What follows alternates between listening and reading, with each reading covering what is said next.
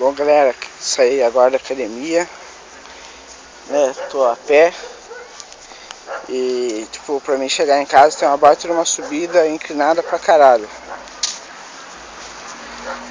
E eu vou tentar subir ela correndo. Se eu não conseguir subir ela totalmente inteira, vou ficar orgulhoso mesmo assim. Satisfeito nunca, mas orgulhoso sim. Treinei bíceps e tríceps, fiz 40 minutos de bike, tô cansado pra caralho, mas eu vou tentar subir a subida correndo. Vou tentar chegar até a metade dela. Se eu não conseguir chegar até a metade, amanhã eu tento de novo, porque é assim que tem que ser. Não pode desistir do seu objetivo nunca. E o meu objetivo vai ser subir essa subida correndo. E se eu não conseguir hoje, eu vou tentar amanhã e por assim vai. E tamo junto. Vou mostrar pra vocês já a subida. Então, como vocês podem ver, a subida é essa aí, ó. Tô aqui bem no pé dela, no começo dela. Quero subir ela inteira correndo. Mas se eu conseguir até a metade, como eu disse pra vocês, vou ficar satisfeito. Mas não orgulhoso. Vou tentar amanhã até eu conseguir subir ela inteira correndo. Esse vai ser o meu objetivo de todo dia indo na academia a pé. Bom, vou parar o vídeo aqui. Vou correr até onde eu conseguir. Depois eu volto a gravar. Falou.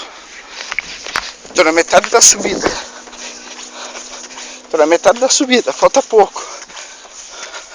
Falta pouco. As pernas estão doendo pra caralho, velho.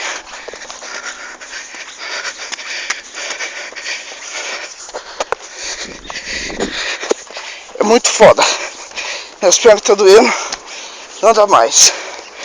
Bom, parei na metade. Parei na metade dela. A subida é muito inclinada, entendeu? Cansa muito, tô dolorido, as pernas do treino ainda passado. Mas é isso aí. Não vou desistir. Correr. Consegui até a metade dela. Amanhã eu vou tentar subir inteiro. Se eu não conseguir, tento de novo. É assim que funciona. Desistir? Essas palavras não cabem no meu vocabulário.